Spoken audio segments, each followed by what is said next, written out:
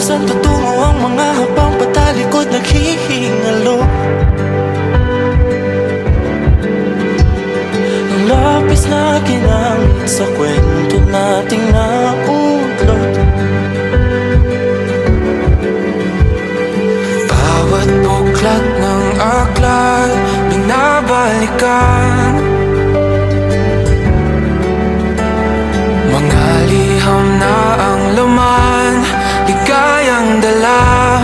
Ikaw lang ang may akda sa lahat ng pahinang sinulat ng tadhana.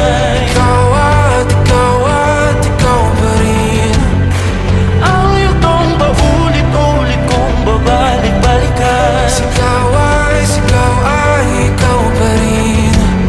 Patuloy kong panghawakan ang iyong mga salita, hindi na nakikita sa tingin ng iyong mga mata. Ngunit kung sarado na ang puso sa nadarama, pwede bang isipin mo kung bakit tayo nagsimula?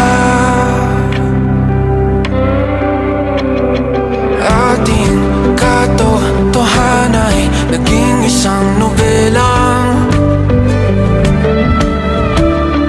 winakasan ng pagtutudang di na nalabanan. Nais na maramdaman muli kung paano isulat ang pangalan mo. Ngunit bawat letra'y mahirap nang ikuhit, dahil binubuo nila ang iyong mga pangako.